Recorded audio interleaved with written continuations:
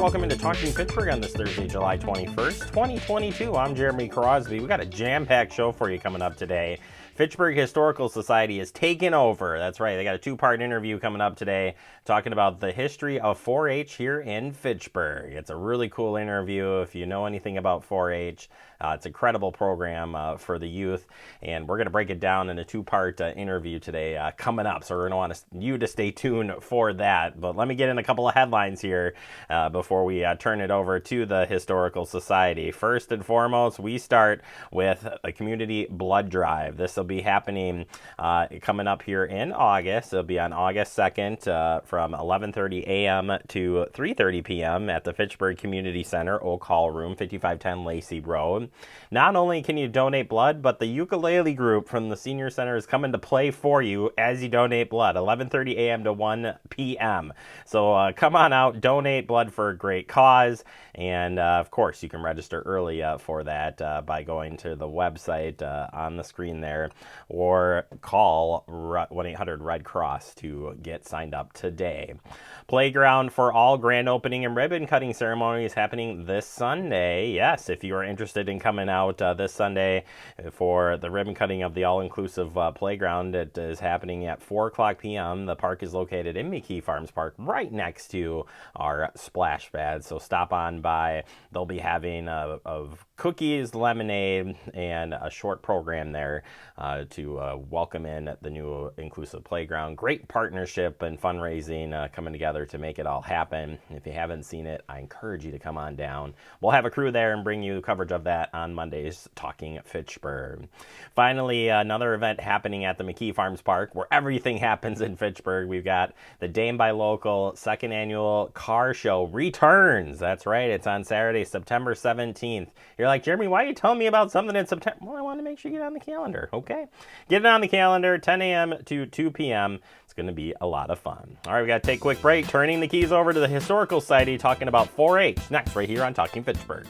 Our hearts are made stronger by how we treat others. Put her there. The light you share can impact those around you, but so can the darkness. Later, twerps! Did Pete saying mean things bother you? So when you reach out to another person, take a moment to consider how they will feel and let your heart be the key to making a difference. Because of you, someone's entire day, year, or even life can change. In every heart, there's hope. Brandon met a girl on a dating app. He finally found the courage to ask her out. No answer. He started to panic. Was he being... Hey, sorry I didn't respond. I was driving. She must be a keeper. We're all just trying to keep things running for those who rely on us. That's why we don't have time to be sick with the flu. We don't have time for delays. Ready! We don't have time for spills. Next. We don't have time for setbacks. Let's be real. Getting the flu shot helps you fight the flu. Get a flu shot for yourself and those around you too. Hi, this is Catherine Schneider from the Fitchburg Historical Society. And this afternoon, we have our two guests today are from the Fitchburg Historical Society Board, and they are Carol Kinney and Ann White. So we're so happy to have you both with us this afternoon on the same computer. So it's easy to interview you both. And our topic today, because it's summertime, it seemed like a good time to talk about 4-H. And because both of you have been 4-H leaders, you know a lot about 4-H, and particularly in Fitchburg. So I thought the first question to ask you would be about, the big picture of 4-H, what 4-H is, who it's for, how long it's been in existence, how it's structured. Can you tell us just kind of about 4-H in general? Well, I can start out. It was founded in Clark County, Ohio, by a man by the name of A.B. Graham. And he started a youth program back then, and it's actually considered the birth of 4-H in the U.S., which was something I didn't know until I started reading up on this. He wanted youth to engage in activities that would promote leadership, communication, critical thinking skills. And I think we could say that those things are, are needed for a solid foundation in everything we do. You know, we need to have a leadership. We need to be able to communicate and to think. For example, taking a 4-H'er, he gets up before the group and talks about what project that he has made or set up to be put in the fair. And, you know, that gives him a chance to use things like good communication, thinking of how he's going to explain, he or she, all the way through, is going to explain, you know, how they did this project. It's an after-school group. We used to meet on Mondays, right? Monday evenings, once a month. And it's really sponsored by Dane County UW Extension. And usually, like I say, they meet once a month. And there are currently 44 clubs in Dane County. I actually had to call the place to find out for sure if there were still 44. And she said, absolutely, there are 44 clubs. That's a lot of clubs. They take in grades kindergarten through high school, but the kindergarten kids through about age to 3rd grade, maybe, or starting in 3rd grade, then they become regular 4-H'ers. And the kindergarten through that age, which is probably what, like 7 years old or so. Yeah, 7 or 8 years old. They will have projects too, but they're called clover buds. And what they all get are the same type of ribbon, and that makes them excited. And they do some beautiful things. When you go to the fair, be sure you look at, you know, what those little clover buds do. And they're excited about it, and it gets them started in the regular 4-H. So they're really not involved in competition. They don't need competition at that age. They have their constitution, and I'm just holding one up from a long time ago, but it's all pretty much the same. It says Fitchburg Fireflies 4-H Club. And it's interesting to note at the end, it says membership is open to all youth, irrespective of race, color, or national origin. And that was written quite a while ago. And besides this, each club tries to have a calendar of some kind. And the calendar really helps parents to know what's going to be going on, who's in the club, what they're taking, and it depends on how much time is spent making up this calendar. But I think it's really nice. We found it helpful. And then we add in what projects they're going to be taking so that all the parents in the club know what other kids are taking too. That gives us a really good idea of how it's structured and, you know, its origins, and then a lot of organization to it, of course, as you have been involved in it as parents and leaders. Could you tell us what the 4-H stands for? Lots of people go, oh, okay, 4-H, they've heard of that, but why 4-H? 4-H's are head, heart, hands, and health. And then head stands for decision-making, planning, organization, problem-solving, and using knowledge throughout life. And the heart stands for strong personal values, positive self-concept, concerns for others, cooperation, and communications. Hands stand for volunteering, community service, and reaching out to create a more equitable world. And health stands for healthy lifestyles, characters, stress management, and disease prevention. And also we have a pledge, and the 4-H pledge is a way to get a glimpse of what 4-H members and leaders focus on in the year-round youth development program. The pledge is, I pledge my head for clearer thinking, my heart to greater loyalty, my hands to larger service, and my health for better living for my club, my community, my country, and my world. That's beautiful, beautiful. And that expresses so much of what 4-H is about. Yeah. And so let's talk a little bit about what your role has been on the local level in Fitchburg with 4-H, and tell us about, well, you know, your club's name, where it was located, what years you were involved in 4-H, and then do you know any other 4-H clubs in Fitchburg, either in the past or the present? Okay, well, I kind of did a little research too to make sure I knew exactly. Of course, on the local level, I was a club leader And I did work with Ann, as you know, for a few years anyway, didn't we? Yeah. Yeah. Seemed like a long time. It was a long time ago. We enjoyed it, though. We enjoyed it. She has 2 sons and we have 3 sons, so we had a lot of kids in 4-H. And as far as how the club got started itself, as far as we could figure out, it went back to a woman by the name of Betty Radke, who actually the name is familiar here in Fitchburg if you live out in this area. And then my mother-in-law came on. This was early, about 1961. And then my mother-in-law came around about 63, Mary Kinney, and she suggested that, well, why don't we name this club Fitchburg Fireflies? Because back then, it seemed like, well, it even seems like to me a long time ago, in the winter when you'd walk out, now I shouldn't say in the winter, but in the evening, you walk up the road and you'd see all these fireflies. You don't see as many now. We don't anyway out here on Irish Lane. We don't see a lot of fireflies. But anyway, it did back then, and she suggested Fitchburg Fireflies. And they thought, well, that's good, the FF, Fitchburg Fireflies, it sounds good. And I remember when Mary told me about that, she said, I just thought that would be a nice name. I said, well, good, because it's stuck all these years. And she was also a club leader from what I see, and they have the whole thing listed in their history that for about 6 years, she was a club leader. I actually looked up in the Darling and O'Brien book, the history book, Fitchburg History, you know, that brown book that they put out. And they did say that there was a club that was led by Otis Ansrud. And I have heard of his name. I think there's a Stoneman connection there. But anyway, Otis Ansrud. And that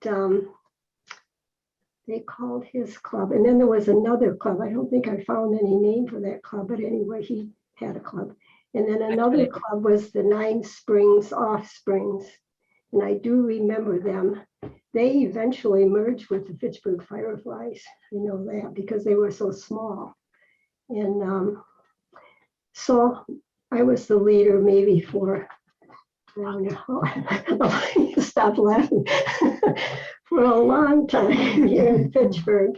And then when our last son was a senior in high school and he was going to be out of 4-H, genealogy became really popular and everybody was looking into, you know, their family history and all that. And Harry Papke was the Dane County agent at the time. And he knew we were very interested in it, especially our son, Tom. So he asked Tom and myself if we would write up something for history and heritage so that kids could enter these projects in the fair. So that's what we did. Tom and I got together and with Harry and wrote up the thing that could be put in this booklet. This is the 2021 last year's booklet. I don't even know if they're making any booklets now because everything's online. There might be a few, I think, even last year. I don't know how many made, but I happened to get one. And anyway, so then in the back, they did start history and heritage, and it's all about your family tree. So anyway, we helped him. We helped Harry, and Harry passed away, you know, in 2019, I believe. He was about 86 or something like that. And so all of a sudden they tell me I was the chairperson for this. I said, oh, so okay. And then they gave me another department. I had youth leadership and self-determined projects. I didn't mind it though. I enjoyed it all. That's about all I can tell you about the first clubs. I thought that was interesting that Otis Ansrud though. And that would have been back in the 50s and 60s. See on page 4 that the projections need to be blood. Next Thursday? Seriously? Thursday? Can't do that. This is really inconvenient. I have yoga that day. I have no time for this. So. I can't do Thursday, but I can do Friday. Disasters don't plan ahead. You can. Talk to your loved ones about how you're going to be ready in an emergency. Don't wait. Communicate. Type 2 diabetes can have a big impact on your life, but how can it be prevented? Well, the first step is knowing if you have prediabetes, a serious medical condition that puts you at high risk for type 2 diabetes. 1 in 3 American adults has prediabetes, but more than 80% don't know they have it. The good news is, prediabetes can be reversed, and for many people, healthy changes in their daily routine can make a big difference. Take the 1-minute risk test today at doihaveprediabetes.org. Severe weather can strike anytime, anywhere, but there's a simple way to stay safe. Hey, Jim Cantore here. I stay safe in dangerous weather by planning ahead. You can stay safe too with a few easy steps. Build an inexpensive kit with supplies for your family's needs. Write down important information like phone numbers and medications. Always talk with your family and remember any pets in your planning. Be ready, be safe. Start your plan today at ready.gov/plan.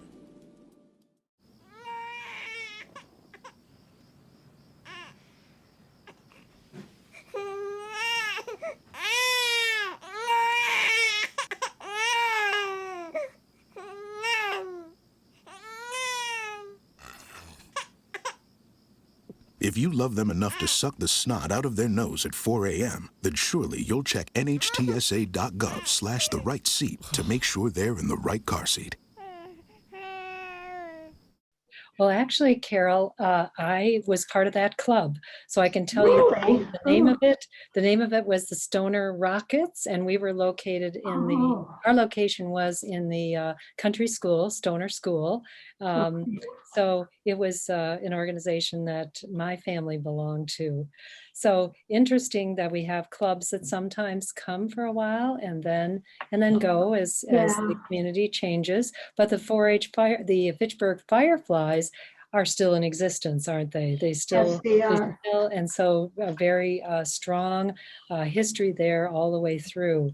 And can you tell us the location, kind of the general location of those who belong to the Fitchburg Fireflies? Are they in the eastern part of Fitchburg? I'm just wondering, or anywhere in Fitchburg? Anywhere in Fitchburg, Okay. yeah. Mhm. Our son Edward actually was, when his 2 daughters were in, which was just a few years ago, he actually took over the leadership of Fitchburg Fireflies. And that was kind of fun. I met at the city hall. And now I will give you his name. Eric Vincent is the current leader of Fitchburg Fireflies. And so it's kind of nice that they're still going and really enjoying, but it takes in any of the kids. They could be in the Oregon School District. Of course, we ourselves are in the Oregon School District because we're on Irish Lane, and they split Irish Lane from about Phase down. We're all in that, and so you do take in Oregon and Madison and any Catholic schools. We certainly had Edgewood campus. You get any of the Catholic schools in the tour, it doesn't make any difference. And that's the neat part. And I think this is what the kids liked about that, because when they went to a meeting, they looked forward to it. And my son Edward said too, yeah, they look forward to going to those meetings because they do meet other kids that they don't just have in school, in their school. They meet kids from other schools too. But as you know, that's the way Fitchburg is kind of divided up anyway. Yes. We are in different schools. Right. Yes. So an opportunity for the kids to get to know each other on a different level than just their school community. Well, let's go to a little bit about the activities that 4-Hers do. What's involved in 4-H? What do they do during the year? Things we did, we had chances. The extension made it available for us to have ski lessons out at Tyrol Basin was one of the things. That's how I got into skiing. And we had a fundraiser for the extension, and we made pizzas. We had an assembly line for pizzas. We have a table, and everybody had their spot to put different things onto the pizza, and at the end you wrapped it up. We made thousands of pizzas in this production line and stuff like that. And my kids went to what we call Upland Woods Camp up at the Dells for a couple of days and stuff like that. So, but I think there's other things they can do now. But like I said, it's been 20 years since I've been in here at 4-H and stuff. But that's what I remember about 4-H, and the kids enjoyed that part. Mm-hmm. Well, lots of things to keep the kids busy, engaged, and learning. All through these activities. Well, since it's July and the Dane County Fair is always held in July, seems like a good opportunity to talk about the importance of the fair in the life of a 4-H member. Would you like to talk about, so what's that about? Let's talk about it. Well, you can take your projects to the fair and you give ribbons and stuff, and you should tell people you actually can earn yourself some money on these ribbons. Like if you got a blue ribbon, you get about $1.75, and got a red ribbon, it was $1.50, and white was $1.25. And if you got pink, you got $1. So I mean, you did make some money with your projects and stuff, and you got to be proud of it. And sometimes some of these projects were very extra, and you got to go to state fair with your project and stuff. Because my son did pick bow and arrow quiver holder to a state fair park, or the state fair and stuff like that. So we had to go down there and see it. Pretty special to be chosen to go on to the state fair, wasn't it? Right. And do you want to elaborate a little bit on, like, specifically what some of those projects were? What kinds of projects did the kids take to the fair? You name it, they got it. Yeah, you name it, they can go into almost Girls anything. for food, clothing, and this and that. If you're a farm kid, you got your animals that you could take. Or like my son was in archery, and he would shoot, and he would leather work and things like that. It branches out to what you get involved in, things like that. What you're interested in. I found that too when our two little granddaughters were in it, and Ed was the leader. I mean, they were into drawing and painting, and they'd say, Grandma, would you go over and see what I got at the fair? Things that they drew. And it was just, really fun. It really involves the family and the kids and gives them, really constructive things to work on. And yet you're under no pressure. It isn't even like going to school. It's like you can pick out the number of projects. Some kids pick out a lot of projects. They don't have to, put something in the fair for each one, but they should be putting something in. But, they may take other projects that they don't intend to put anything in the fair for. But there are some other things: model airplanes, electricity, woodworking, mechanical projects, natural science, forestry, fishing. There's so many things. A big thing is that when you're leaders, as we found out, you have to get leaders then from the kids' parents, so that any project that the kid wants to take, if you don't have anybody, for instance, in your club that knows a lot about fishing. I remember one kid wanted to do fishing. I thought, I don't know who's going to be able to. You can also ask a leader in another club, do you have, are any of your kids going into fishing or doing this or that? And so that they almost always, we could come up with some leader, that would be willing to take the kids. The whole family would become very engaged in the 4-H together. Parents offering leadership, and then the children learning from their projects. And which brings me to my next question, which is maybe highlighting some of those unique opportunities that were offered in 4-H for youngsters to grow in their confidence and their skills. Sure, we have the president right from the beginning. In September, they vote on the president, vice president, treasurer, the whole thing, just like a typical, and they take that seriously, and they sit up there, and they are the officers. And learning how to run a meeting, meeting. And, we sit back, and with the kids, and they run the meeting itself. And they were each one was supposed to eventually during the year show their project. Maybe I mentioned that.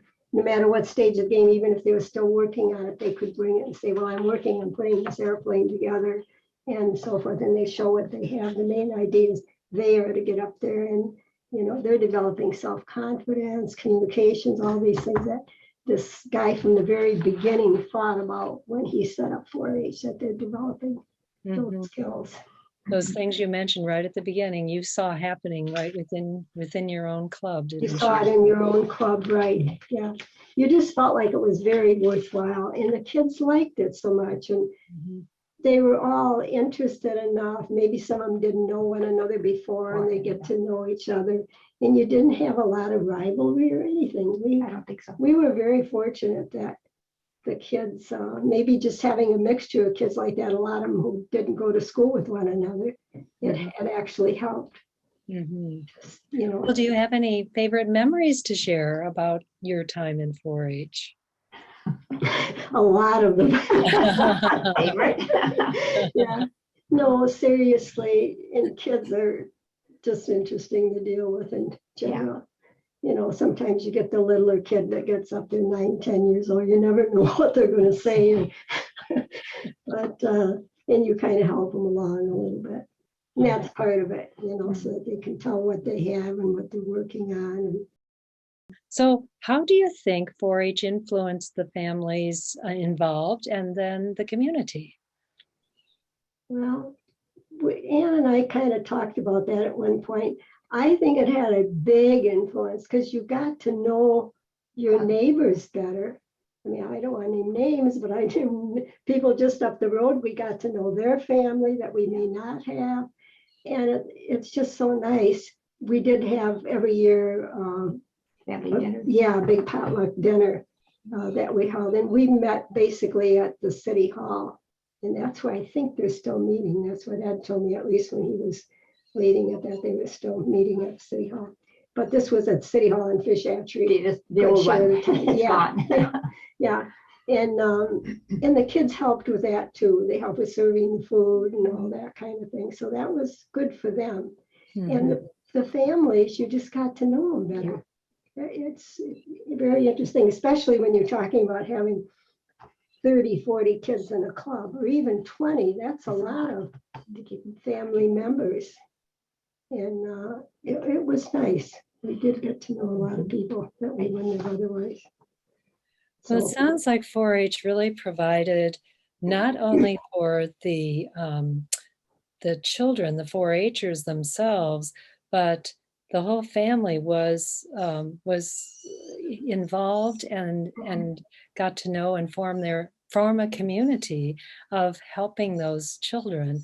And almost like it takes a whole village to raise a child. And so 4-H, like a village to help raise these children and give them skills, confidence, and appreciation for one another in being able to show their projects, not only in their own club, or how they were doing and progressing with the projects, how to show them at the fair, being able to appreciate the work and labor that goes into producing those projects, and then having the feedback from their own club and at the fair, and then the fun things that were done. Sounds like a lot of just appreciation on both your parts for having been a part of 4-H, and then with your leadership in being able to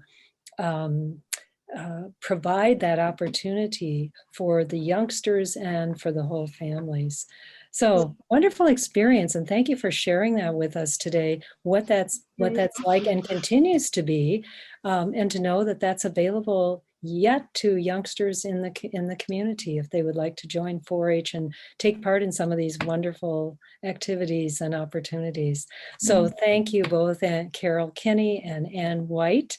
And I'll just remind people that our interview will be posted not only on Talking Fitchburg, but also on the Fitchburg Historical Society website, which is fitchburghistory.org. So be sure to check that out for the interview, but also for lots of other information available about the history of Fitchburg.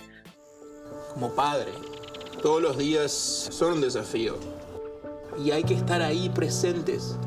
No importa lo cansado que uno esté, hay que estar ahí presentes para ellos. Cuando los niños aprenden algo nuevo, es ese momento mágico y especial. Y creo que presenciar eso, ese momento es mi favorito. Thank you to the Fitchburg Historical Society for their great interview today. Have a great day, everybody, and stay connected with Fact TV right there on your screen. That's where you can find us.